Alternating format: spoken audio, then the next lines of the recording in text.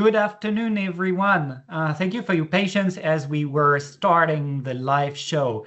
Hi, I'm Eddie, and I'm very, very happy to welcome you to this STEM Discovery Campaign 2026, How to Craft a Memorable STEM Discovery Campaign entry.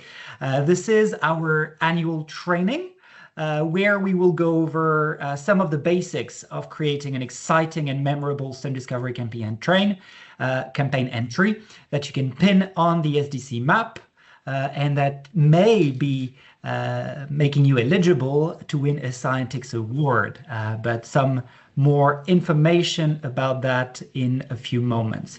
So you will see that your microphones and your cameras are off. That is for privacy purposes. So as the meeting goes along, please share your questions for the speakers throughout the chat, and we will answer all of them at the end of it. I have colleagues here that are going to help you in the chat if you have any technical issue. Do not hesitate to reach out to them. And they will help you to the best of their abilities.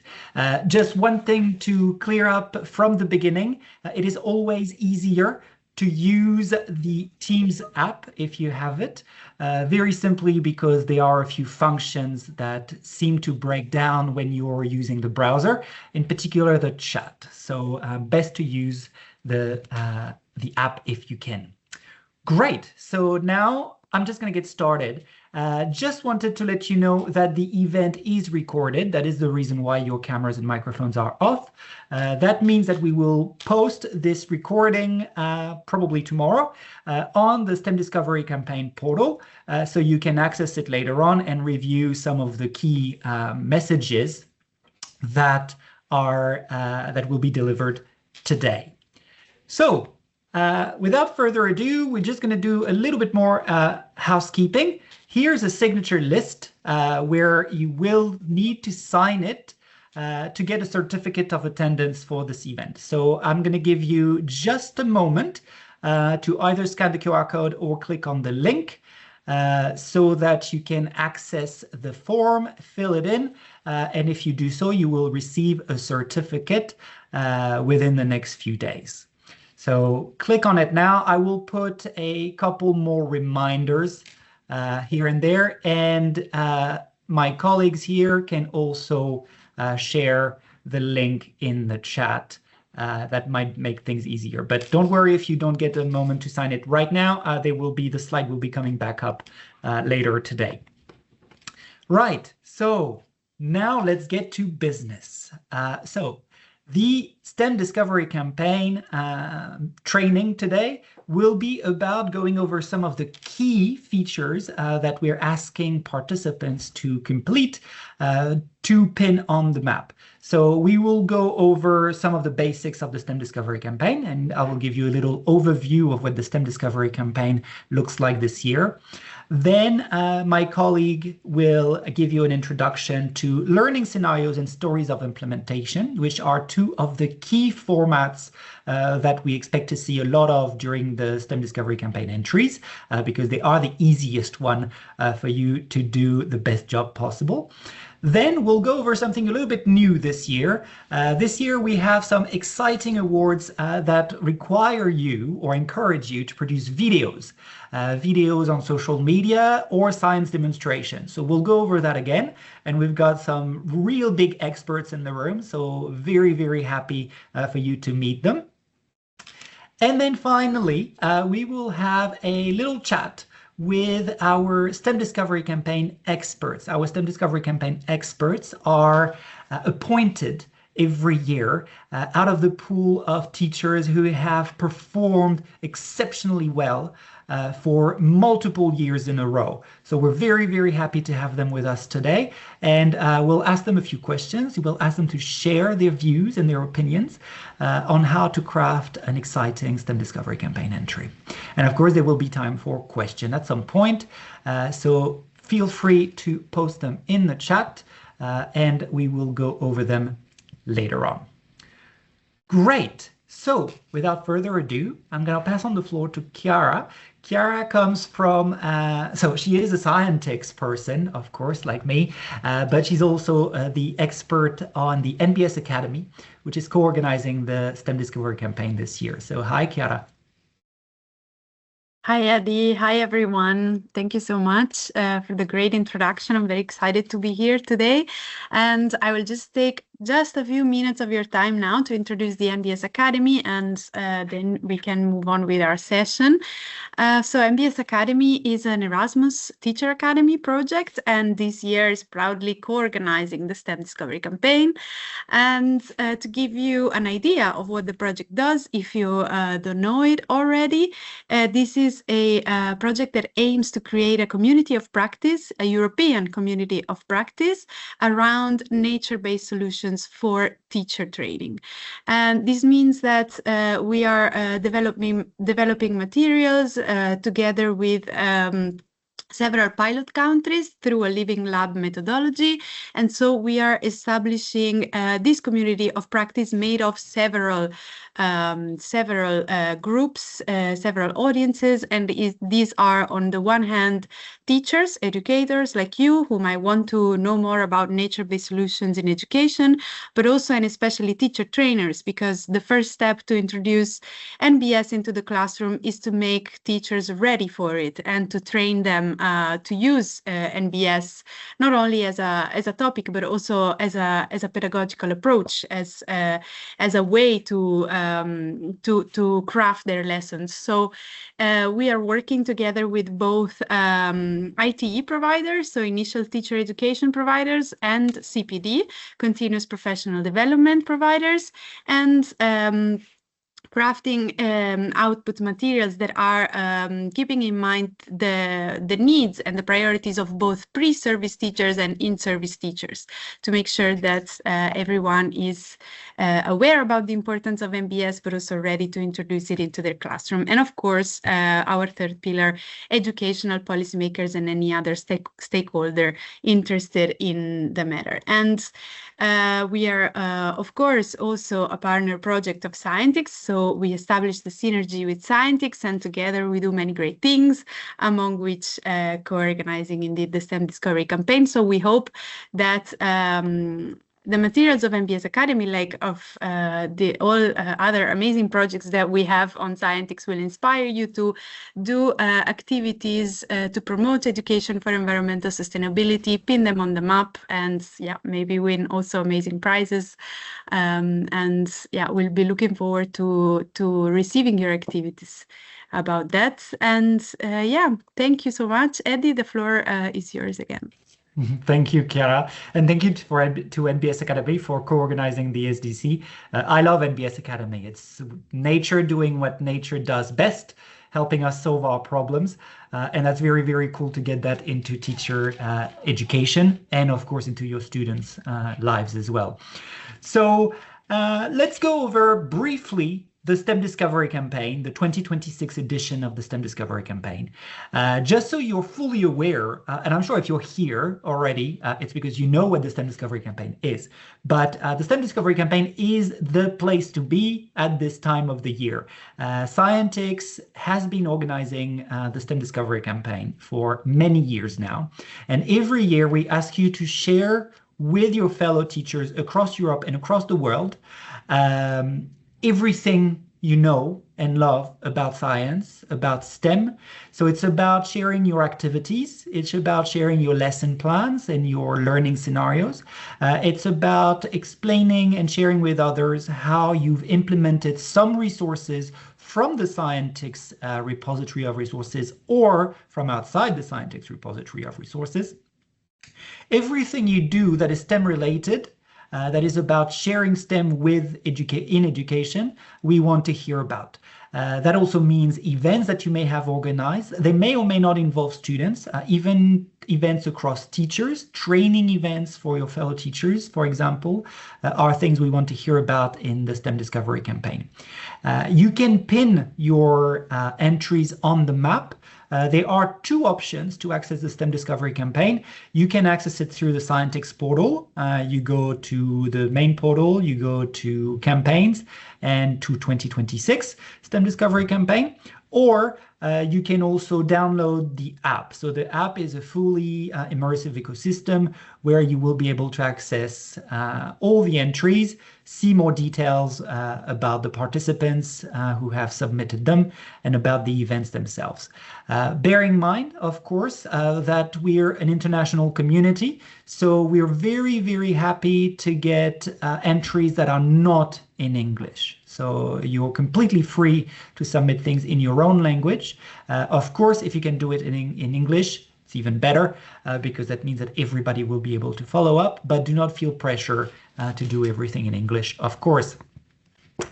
Now, the STEM Discovery Campaign 2026 is about sharing and it's about recognition. It's about recognizing teachers or simply STEM enthusiasts who have done amazing things related to STEM education. So like every year, we organize the Scientix Awards. So in 2026, we have over 20 awards. I think we have 22 awards this year that recognize the achievements from educators and from STEM experts. So their events, their activities in the classroom and outside the classroom related to 6 thematic areas. So each thematic area has a few different awards in them. You've got arts and culture.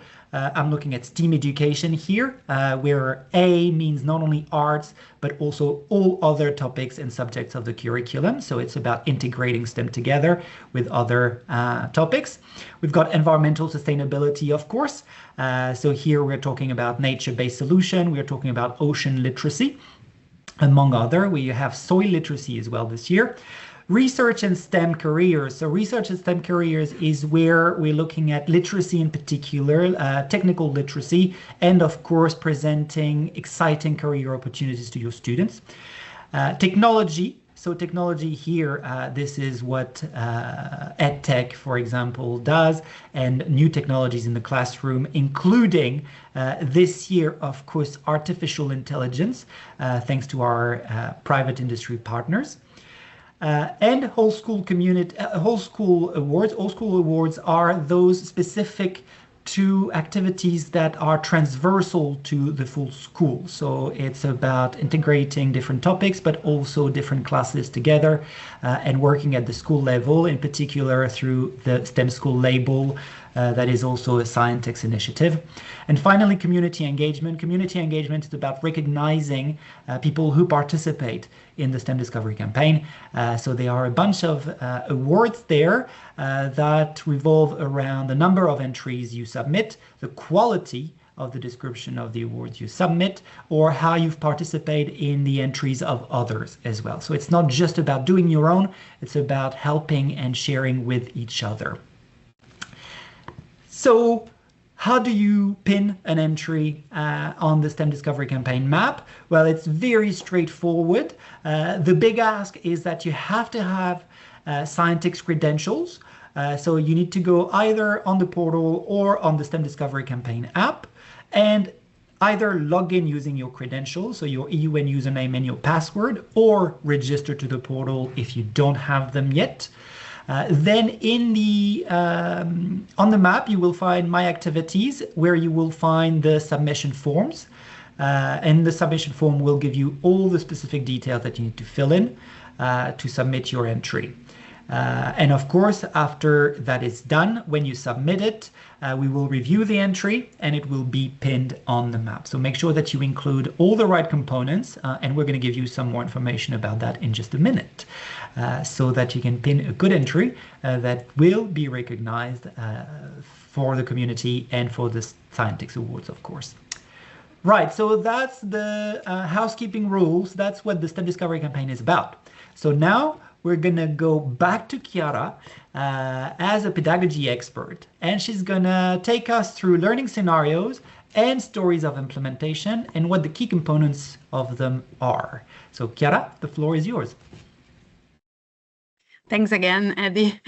Yes, so we have explored what is the STEM Discovery Campaign, how to participate to it, but let's now see together what we can submit to the STEM Discovery Campaign and how to do it, in which format we want you to think about your activities, and we want to encourage you to also craft your activity so that it's the best possible version for other people to draw inspiration from. The first way would be to submit a learning scenario, and many of you will be already very familiar with the learning scenario. You might even know the Scientix template for a learning scenario already, but if you don't, no worries, because we're gonna go through it together now. So a learning scenario is a whole encompassing learning experience. It's made of several learning activities, small bits of lesson plans if you want. It might be also spread through several days, and it's kept together, it's held together by a topic, a story at the core of it. So what do you want to do with your activities or with your series of activities? And a learning scenario is supposed to be for all educators. So for teachers in formal education, for non-formal educators, and for all levels. It can be for early childhood, it can be for primary, for lower secondary, upper secondary, depends on how you want to structure it, really. And for us at Scientix, in our learning scenario template, you will see that the learning scenario is divided in these three main sections. The first one would be the learning scenario ID, which is the background information about your learning scenario, the core information about it. The learning scenario activities, so the step-by-step structure about what is the content of this learning scenario, how you plan to develop, to carry out your lesson or series of lessons, and a reflection on practice. And we will see all three in a moment. Now, what do we usually include in a learning scenario? Well, definitely a comprehensive and practical lesson planning table. What does this mean? That the part in which you describe your activity needs to be clear and as comprehensive, as complete as possible for other educators to implement as well. A few descriptive sections, so a summary, a few keywords. We will also see this in more detail in a moment. Very important part, all the tools that you need to implement this learning scenario. So all the resources, physical or digital, that you need to implement the learning scenario. And here it's also very important to keep in mind that the learning scenario will travel. It will travel around Europe, around the world. So it needs to travel well. When you are encountering a learning scenario, you might find resources that you don't really understand what they are, but we want to avoid that. So imagine, put yourself in the shoes of another teacher, and imagine you're encountering a link and this link doesn't work. What are you supposed to do? So our suggestion, our tip is to always provide a description of your resource. If you're putting a video, describe what the video is about. Very shortly, 1 or 2 sentences. This is a video about how to plant flowers that are pollinator friendly in a pot. And then a teacher in another country will be able to look for an alternative, even in their languages, possibly, through the internet. So very important, include all resources, but also describe what they are.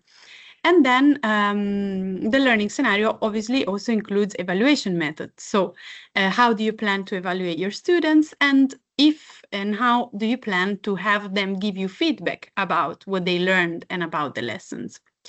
These are the, let's say, core elements of a learning scenario. Now, if you click on the link that we put in the slide, but also if you go on Scientix and go through the repository of resources that we have there, you will find many, many learning scenarios.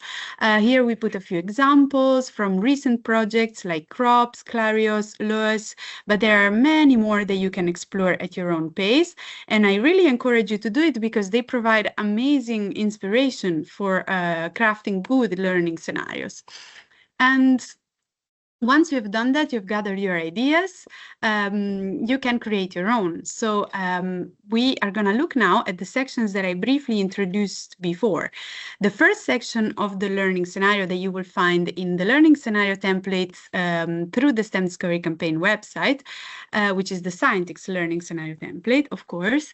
The first section would be the learning scenario ID. This is the identification card of your learning scenario. So it will contain all the key information about it. What's the title? Something fun, engaging that might prompt other educators to also want to do this activity.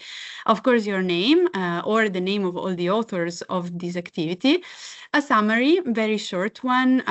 Here, length is not important because you will describe in more detail later, but this part is still quite essential for other people who want to have an idea of what this will be about, if it's of their interest or they're looking for something else. So it's good that you describe this learning scenario in 2 or 3 very concise, very clear sentences here in the summary. The keywords, also very important, because through them, other educators will be able to find your learning scenario in the Scientix repository of resources. So choose the keywords that most represent your activities and indicate them there. Then the aim of the lesson. So what do you aim to achieve with your learners through this learning scenario? And then you will find the license there. All our learning scenarios are published under a license that allows people to reuse them. Then you will find the general overview. This contains a table with some additional information about it.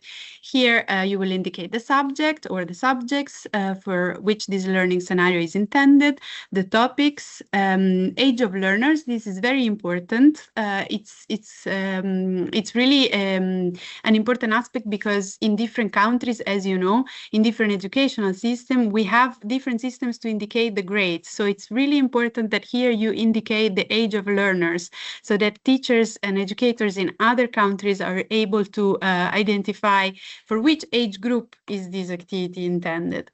The preparation time, the total implementation time, how long does it take, and all the teaching materials. This is, again, as we said, the part in which you're asked to provide all the resources and tools with descriptions and with links where possible, where it's digital or online resources. Then the main part of the learning scenario, of course, the activity plan. This is where you're asked to detail in a structured way the step-by-step procedure to implement your learning scenario.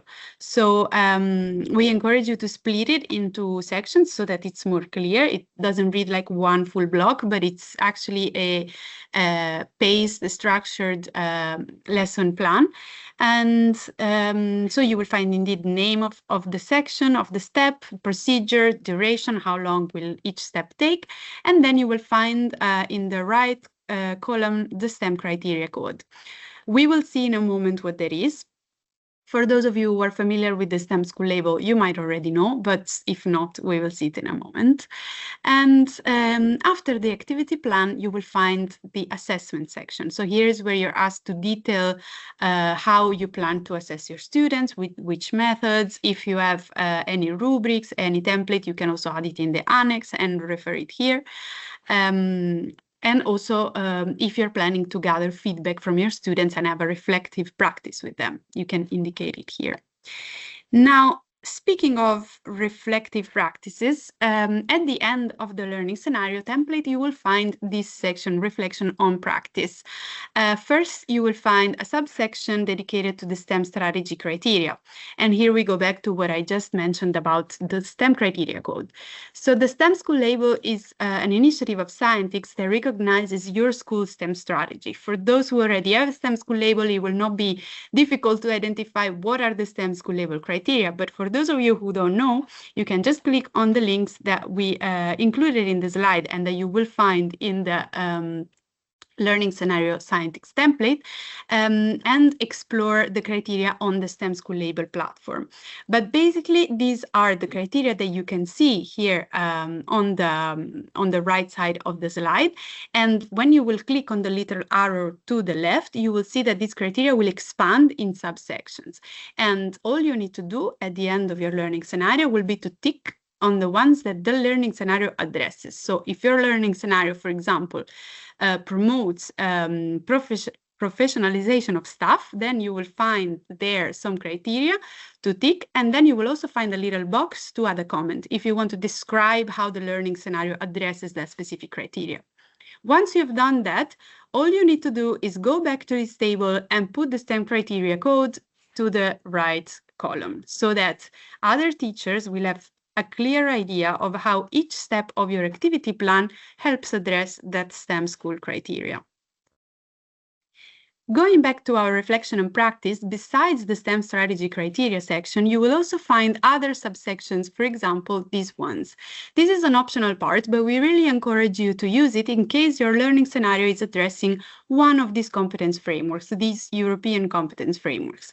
For example, just as we explained now for the STEM school label, if your learning scenario helps address the green comp framework, so the European Sustainability Competence Framework, all you need to do is click on the little arrow and more criteria will expand that you can just tick. If you want, again, you will find a little box to add a comment about how the learning scenario is addressing that competence. Examples of learning scenarios that we think you might want to check. Here we have a couple from the projects OUTS team and Bastic Edu. These are two of the most recent learning scenarios that we have developed. And these learning scenarios are very good because they have engaging topics, they connect to real world challenges, they are very clear, so they are described in a clear way, they're straightforward, they make it clear what it needs to happen.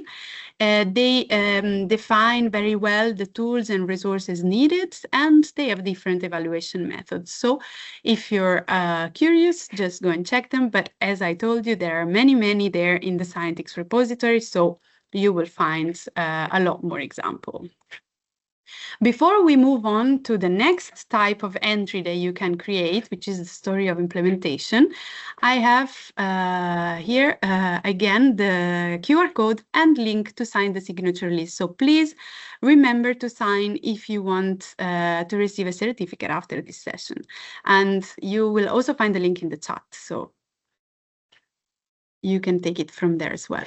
Stories of implementation. So we talked about now learning scenarios, so crafting your own activity, defining the tools, defining all the criteria to address in the learning scenario. Now, you might also want to instead write the story of how you implemented the learning scenario. This would be a learning scenario that you created or that someone else created. So a story of implementation is simply a way for you to tell us how a learning activity went. How did you conduct it? And it is really about creating the narrative around how did it go. It's sometimes a learning scenario can be also just the design of an activity, but the story of implementation is really the way that it went in the classroom. It includes how you use the resource, how the students responded to it, how you had to adapt maybe to what the learning scenario already contained. Maybe you had to expand or maybe you had to reduce some parts. So this is the story about how you implemented a learning resource in your classroom. What does a story of implementation include? It includes a record of the steps taken. So again, step by step, the procedure of how you carried out a certain learning activity, a clear account of your insights as a teacher, but also of the insights of your students. So how they responded to the activities, if you explored any challenges and how did you overcome them, the outcomes of the implementation of this activity. You can add here, together with the text, a few images, being mindful of GDPR regulations as well. So always not including faces, especially of children, but you can include helpful images that can indeed inspire other teachers and help visualize better how the activity took place in your setting. And any modifications, again, very important, because perhaps another educator is wondering about a few parts that they might not be able to implement because perhaps they have different resources, different settings, and maybe you've already done it. So there can be an inspiration on how to adapt it. And we have a very good example here from the NBS The World project, which is a booklet of good practices and stories of implementation that we also collected through the Scientix STEM Discovery campaigns of the past few years. So if you're interested about how to write a good story of implementation, we really encourage you to check this resource. But again, as before, you will also find more on the Scientix repository. Now, just like we did before, I'll walk you through the template of the story of implementation that you will find on the STEM Discovery Campaign website. The story of implementation template is a little bit different than the learning scenario. So you will first find a background in which you will have to indicate the author of the authors of the story of implementation, your school, your organization. You will have to select a license to publish your story of implementation, and then you will have to indicate the primary source. That's crucial because, of course, we want to know what was the source of inspiration for you to create this story, to create your own narrative about it. It can be, again, a resource that you designed, a resource that you found on the internet, a resource that you found on Scientix. And it's very important that you also put the link there if it's available online and it has been published, so that it's as complete as possible for us and for other educators to look at. Again, you have the link here, but you will find it on the STEM Discovery Campaign website and app. And after the background, you will find the key parts of the story of implementation template. These are the abstract, again, a short description of the activity for other educators to have an idea of what's going to happen in this activity.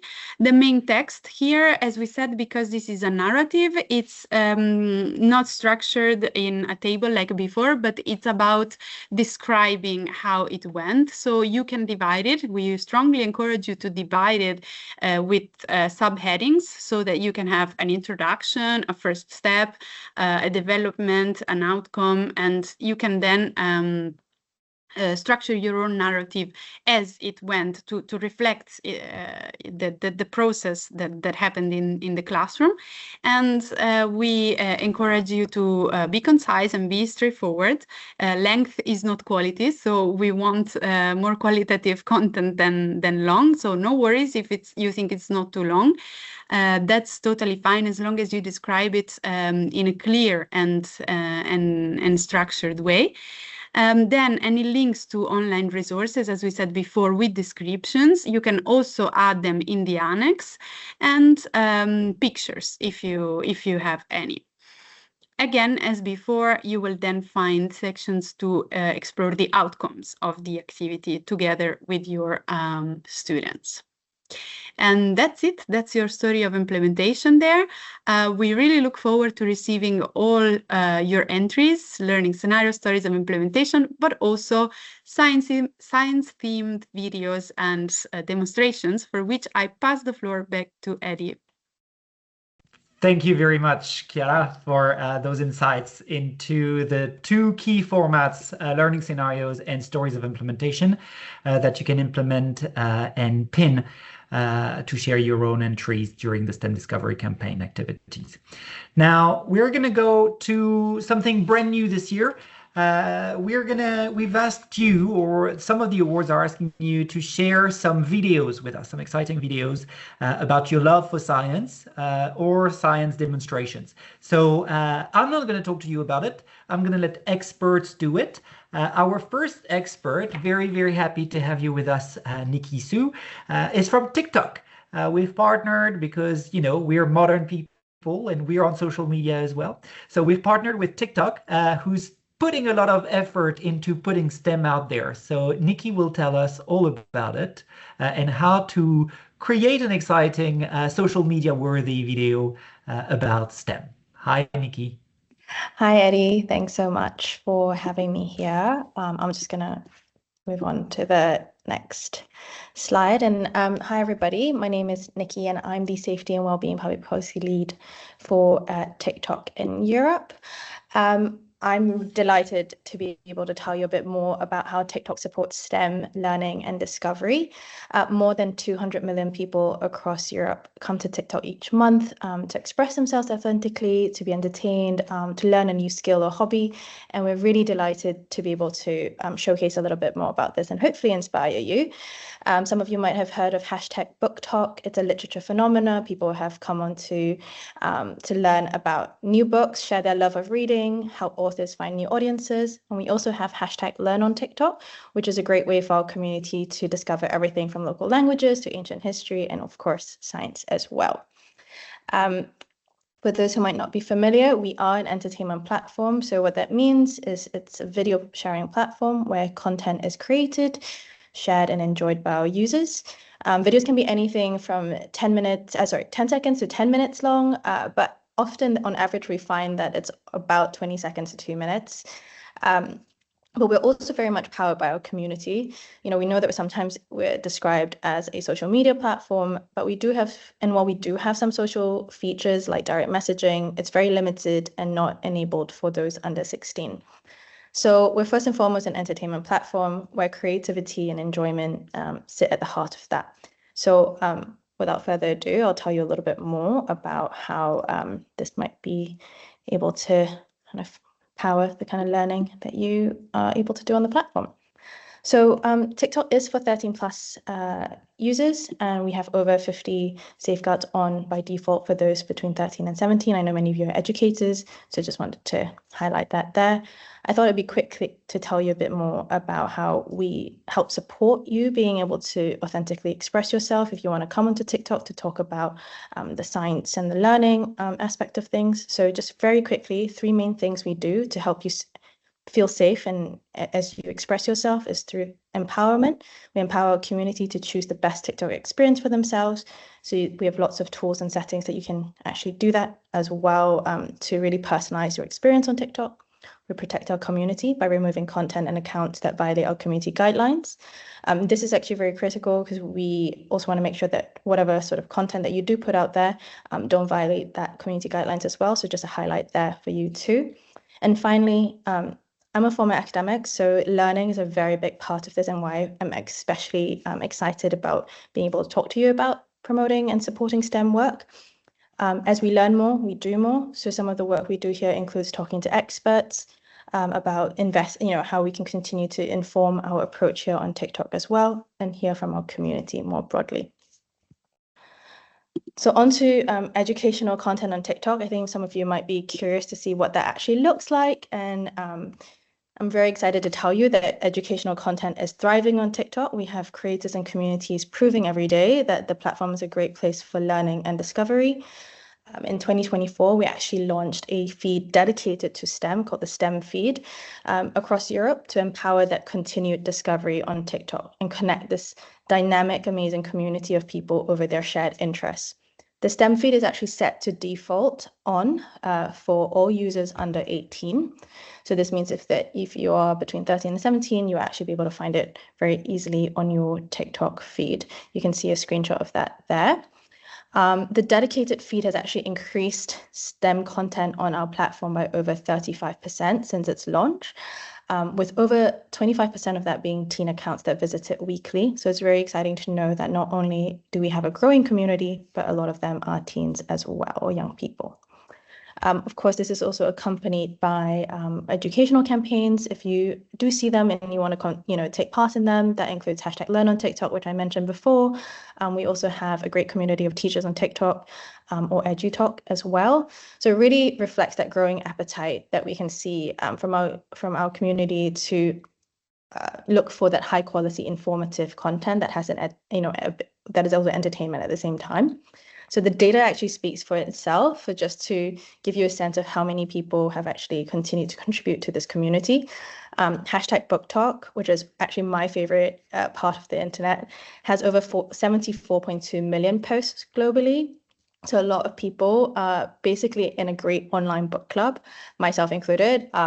I set myself the goal of reading over 30 books this year. And so far, it's the end of February, and I've already read 20, believe it or not. And most of them are actually recommendations from Book Talk. So I'm grateful for that. And then Learn on TikTok, the hashtag is the learning corner of TikTok. We have over 49.9 million posts as well. So on the screen, I'm just going to quickly share with you some, examples of STEM and education creators that might be great inspiration for you if you want to look them up, just to give you an example of the kind of variety that we have on the platform.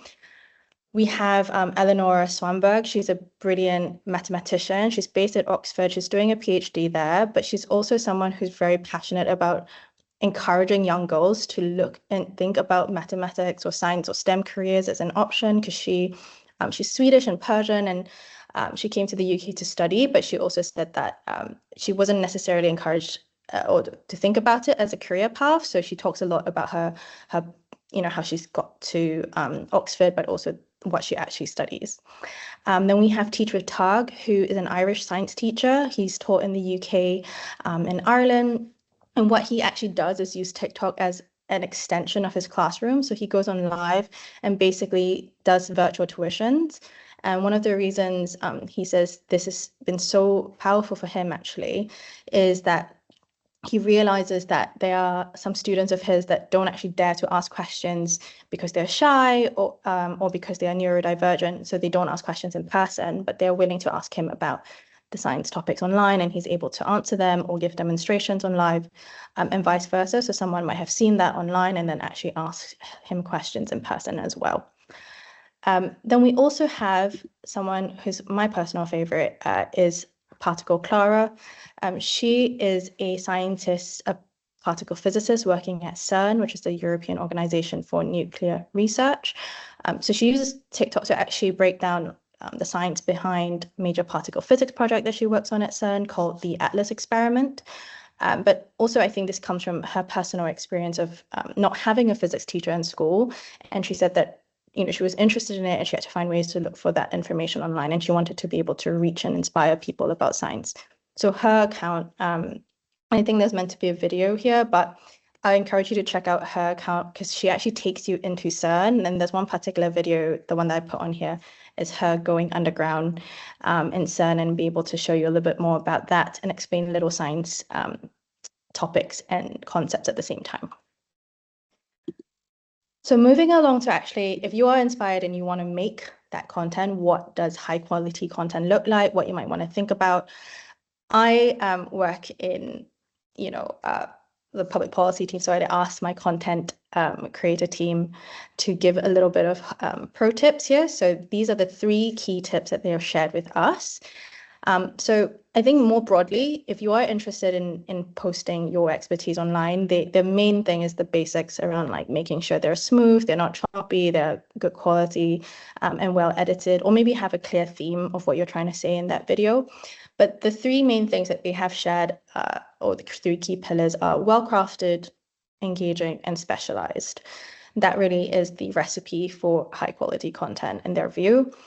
Well-crafted just really means that you've made an effort with it. It doesn't have to be super edited. It's just more like, you've clearly put some effort into thinking about what you want to say, and maybe editing that content, some attention to detail involved. It just shows your dedication and expertise, and I know many of you here are exactly that. Now, engaging is probably something that you're also very familiar with as teachers, because you might have to think about ways to capture their attention. What is the main hook of what you're trying to share in that concept?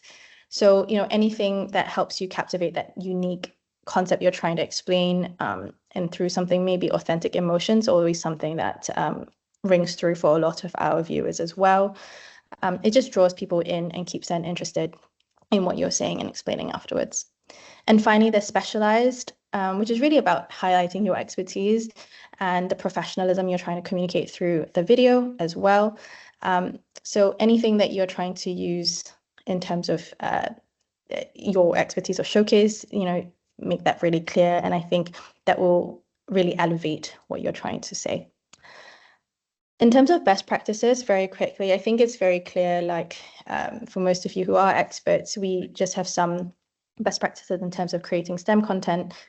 Just have that clear learning or educational objective. Do use the hashtag STEM Talk so that your video can actually be shown in the STEM feed as well as the For You feed. We recommend making sure that you do provide that depth and rigor. And what we mean by that is if you are explaining a certain concept, don't just gloss over it, or it's not something as basic as like, 2 + 2 = 4. We, to be featured on this STEM feed or like otherwise, we usually do encourage you going in depth a little bit more there. And where possible, support your claims with evidence, whether it's a certain research paper or a concept. It's great if you can actually point to that. And things that we would not recommend you do, it is probably quite self-explanatory, but anything that might be too dangerous, so people might be encouraged to think about it in other ways like acts or experiments. We actually do have rules around that, make sure they're not violative. And if you choose to use anything that's an AI tool like for effects, we do recommend you make sure you label that on as well. Very easily, we have a little toggle there. Not that that's not allowed, it's just making sure that you just let people know that you have used those things as well. Anything that's promotional that encourages viewers to make a purchase, we also would not allow on our platform as well. And I know I'm running out of time, so I'll very quickly just say, I know that some of you might be concerned about going online and also having that experiences, and making sure that it's a safe and positive one. We've thought about that too. So something that we want to make sure you're across is on our side, bullying and harassment is not tolerated. We do remove that and also remind people to be kind when they post anything that might be violative. But if you do choose to go into TikTok and you want to make sure that you have full control of your experiences and interactions, do check out the creator care mode or blocking in bulk. These are some of the things that allow you to manage your comments or interactions on TikTok very easily as well to make sure it's a safe and positive one. I'll end off here, but thanks so much for your time. And thanks for having me. Thank you very much, Nikki, for shedding some light on TikTok and on the exciting science theme video that we're looking for. Now we're going to move to Christina, Dr. Christina, the one and only from Scientix TV, who's going to tell us a little bit more about how to do a science demonstration. Hello, Eddie, and hello, everyone. Thank you for the great forward. I'm sure everybody here knows who I am, but I'd like to also thank Nikki for her talk because I had been a high school teacher for some time, and students are going to be on social media. They are going to be on TikTok, and I'd rather they're able to see some great STEM content instead of other things that they might run across there. And this is why I am going to try to get you excited about filming science demonstrations. So this is only one of the types of videos that you can submit, but this is maybe something that might be intimidating to you. Even though you are educators, so you are actually in front of an audience every single day, 8 hours a day, when you need to talk into a camera, it might feel a bit different. So for this reason, we have prepared some checklists, some guidelines for you, and my colleagues, Guillermo and Isidora, also made a nice video demonstrating those things. I am going to walk you through them very, very quickly. The first thing to set an expectation, what is a demonstration versus an experiment in terms of a video? An experiment is educational, scientifically accurate, but it's meant to be instructional. So you have to give very clear steps one by one so people can use it for training, so students can prepare before a lab. This is not what we would like you to do. What the Scientix Awards and the STEM Discovery Campaign would like you to do is a demonstration, which is also educational, also scientifically accurate, but it's meant to engage. It's meant to create these aha moments where students see something unexpected. And you never know what is going to spark someone's curiosity. So even though you might have seen a demonstration 100 times, there is a 6-year-old out there who hasn't. So this is why these demonstrations can really spark someone's interest, and then they can go and take it further. So very quickly, let's go through the same topics that are in the checklist as well. So the first step is planning your demo. Keep it short. Try to use materials from everyday life. Remember, you're not necessarily in a school lab. It could be something that a child could do at home with their parents and then drive in some STEM concepts. Make it appealing, use something colorful, use something that can draw attention.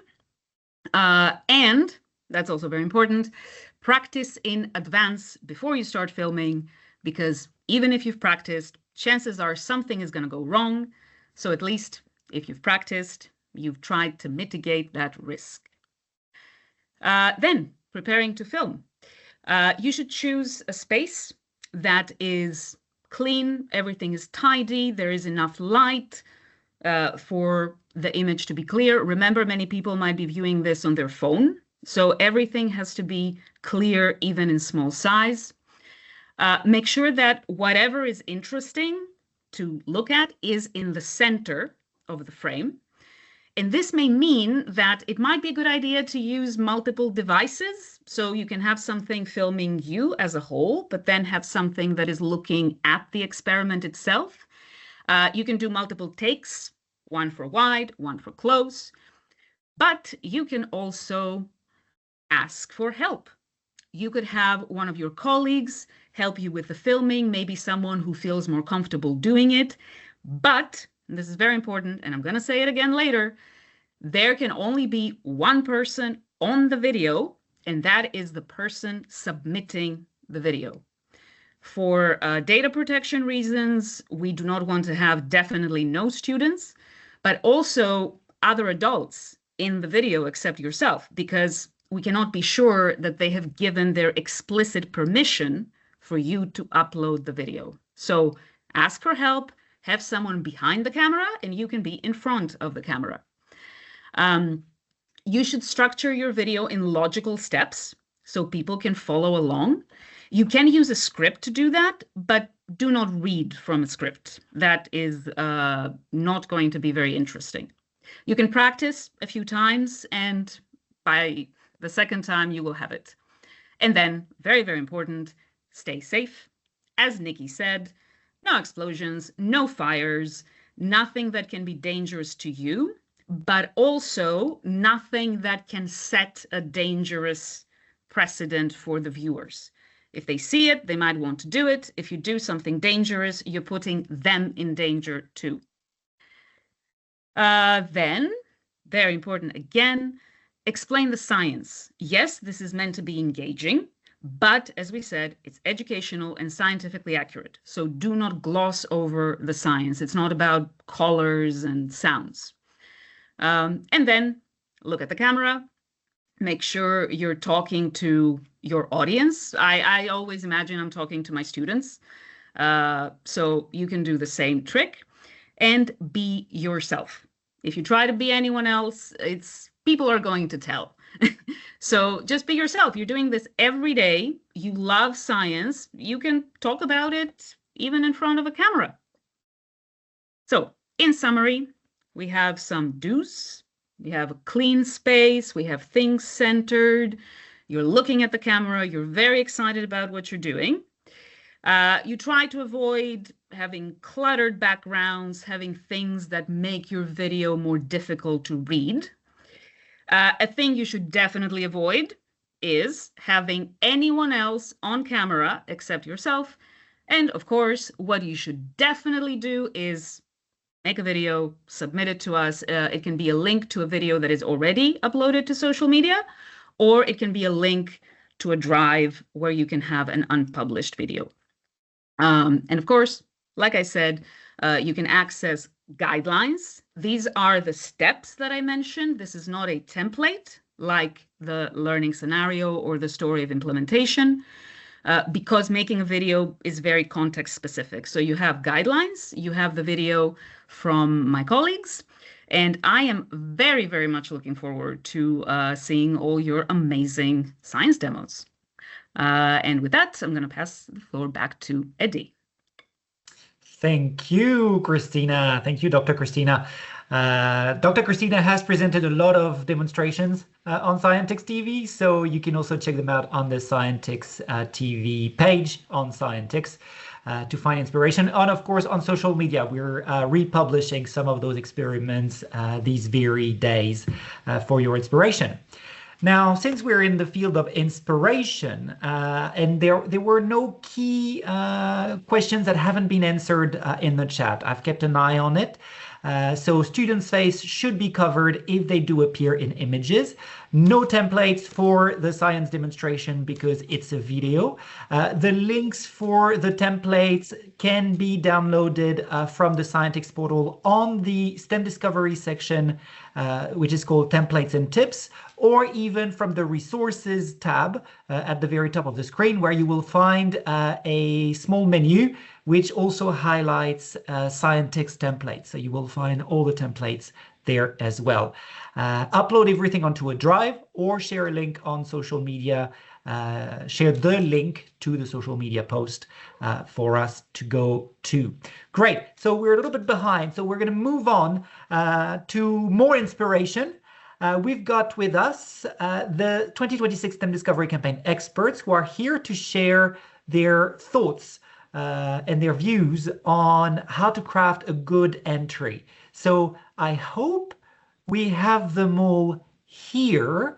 You can see their names. So Anita, Alvaro, Serif, and Georgia.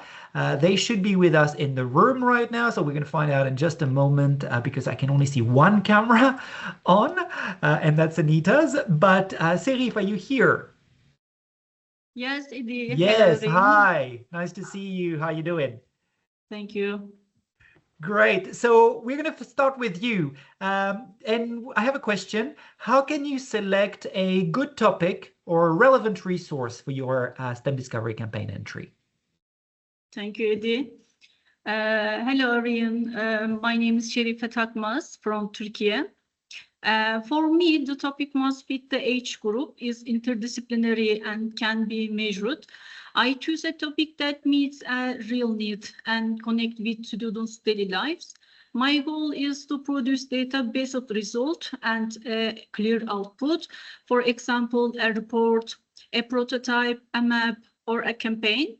My biggest advantage is that I regularly review the materials shared during the STEM Discovery Campaign. I follow the recommended resources, linked websites, and courses, and I pay special attention to scientific templates, simple learning scenarios, and real tutorials of implementation. Then I combine these ideas with my own experience to make the project more original and more practical. Strong implementation needs more than a good idea. It needs a well-designed process, a clear problem, a workable method, reliable data collection, meaningful analysis, and visible impact. Thank you very much, Serif. So this is how you do, how you select your topic. Now that we have a topic, we're going to go to Georgia. And Georgia, hi. Nice to see you. Tell us, tell us, what are the most important elements that a teacher should consider to include so that the entry gives a clear overview and importantly can be replicated by other teachers? There are many. First of all, you have to imagine that you are not writing something for you, but it's like an invitation for us to visit your classroom and learn with you and feel the experience. So you have, of course, to start with a clear title that will let us understand immediately what it is all about. And of course, complete the title with a photo, a classroom photo, or a student product, not stock images. Because remember, the first impression is the one that makes other teachers want to read more about you, about your activity. Then a short introduction, an abstract of course, what the activity is about. Remember, you have to keep the language simple. It's not a paper. You are sharing your experience with us. So add meaningful information. Tell us what inspired you to create this STEM activity. which problem or challenge it addresses, which subjects are involved, the age of the students, how long the activity lasted, the impact of the activity on the students. In a few lines, I should, when I read your title and your introduction, I should feel like, this is interesting. I would like to try it in my class. Of course, after that, you have to guide us like a story, step by step through the whole activity. And then you have to include everything, every detail and material that could help us replicate it. But keep it precise, not too long. Describe the activity with details, add photos with the students' works, not your students, or visuals. Explain the adaptation you made to fit it in your classroom. It's very important for us to replicate it. Of course, I suggest you to use the STEM Discovery templates. They will really help you structure everything clearly. Finally, I think that very, very important for us and for you, Andre, is your personal reflection on your activity. Tell us about the impact on your students, on yourself, on the school community. Share your difficulties, the difficulties you faced and how you solved them. Suggest alternatives, ways that the teachers can replicate this activity. In short, if I can imagine myself teaching your lesson tomorrow, then congratulations. Your answer is perfect and ready for others to replicate. I think that's all of my tips, Eddie. Thank you, Georgia. So in short, get us excited, show your excitement and show your passion, and ask yourself that very simple question. If I were to look at somebody else's entry, what would I like to find there so I have everything I need to do it myself? So if you can, if you can think about it, somebody else would think about it as well. Thank you so very much, Georgia, for sharing your tips. Now we're going to go to Anita. Anita, who's getting 2 features today because one of your activities was actually featured in one of the examples of the NBS World Learning Stories of Implementation that we've shared earlier in the presentation. Hi, Anita. How you doing? Hi. So tell us, outside from the description of the activity and of its impact, what other elements do you think can be included or should be included to support the entry? Hi, Eddie. Hi, everyone. These are just some of the elements that I wanted to mention. I think students are always key when we're talking about activities that we do with our students. So how can you show that the activity truly reached them? I would include things like samples of their work, whether it's posters or charts that they created, digital creations, or one of my favorites is actual artwork that they created themselves. So things like that, or even quotes from students reflecting on what they learned. So I think it's important to include a section about how you reached your students. Also, a clear pedagogical reasoning. Why did you choose the tools that you did? Why was this approach chosen? How does it maybe even relate to your curriculum? How does it develop specific STEM activities, or maybe you included some green or digital or transversal competencies? So show the intention behind the activity. It's also good to outline innovative or effective methods that you used, whether they're project-based learning, inquiry-based, or interdisciplinary integration. These are always good tips, I think, to include. Collaboration and community involvement, always a strong point. So when you partner with your community, local experts, NGOs, whoever wants to collaborate with you, they're always welcome in the activities that I undertake with my students. I think Georgia mentioned reflection and evaluation and the transferability and scalability. So how can somebody else look at your scenario and say, oh, I want to do that, or maybe I can add something myself, do something slightly different. And finally, I just say that connecting to real world challenges is one of the most important factors that I always include. So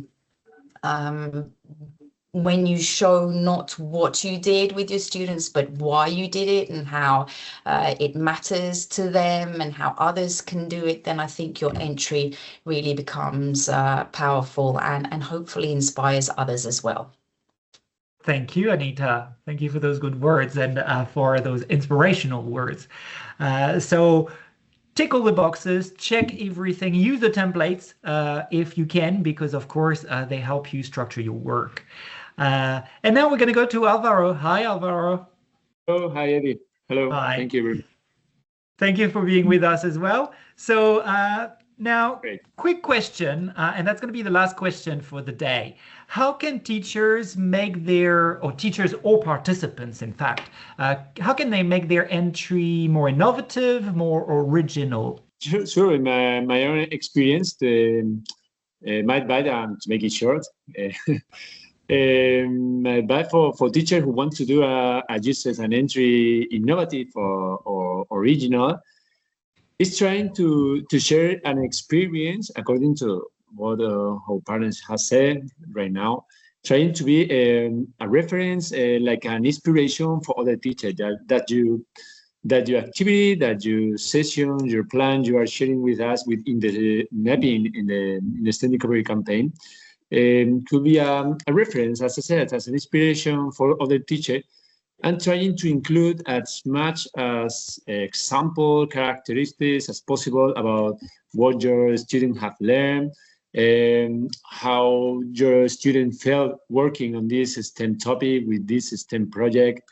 Because this kind of information, for us, for the teacher, this information that we can provide sharing our activity with others, is the most important in order to replicate the activities. So try to include as much information possible, trying to share a replicable activity, a replicable STEM practice.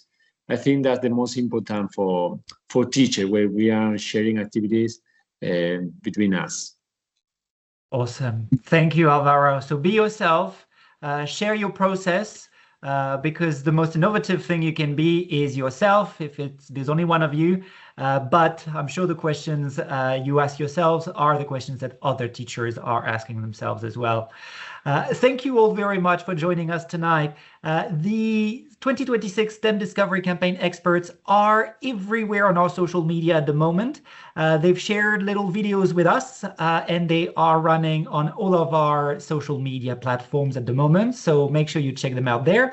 And of course, there are also some tips and some more information about them in the templates and tips page on Scientix and the STEM Discovery Campaign portal.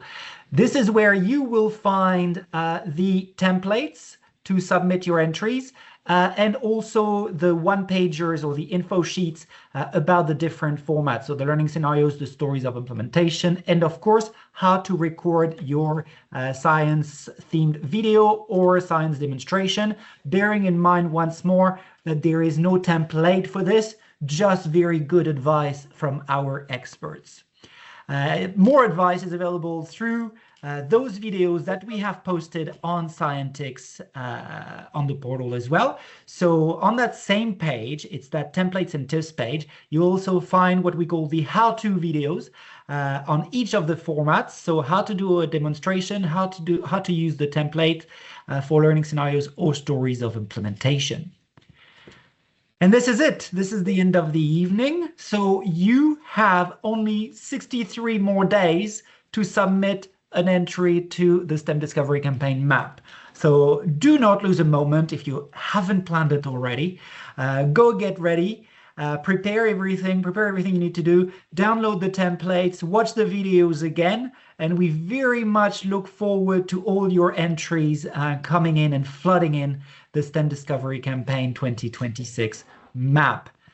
Final little reminder, in case you've missed it, you can still sign the signature list. I will close it in just a moment, so you have a few more minutes to sign the signature list. Thank you very much for joining us tonight. Thank you to all of our speakers. Thank you to Chiara, to Christina, to Nikki, and thank you, of course, to our STEM Discovery Campaign expert, Serif, Georgia, Anita, and Alvaro. It's great to have you all. It's been a real pleasure, and we hope you learned with us today, and we look forward to seeing your entries. Have a lovely evening, everyone, and a great day. Bye-bye.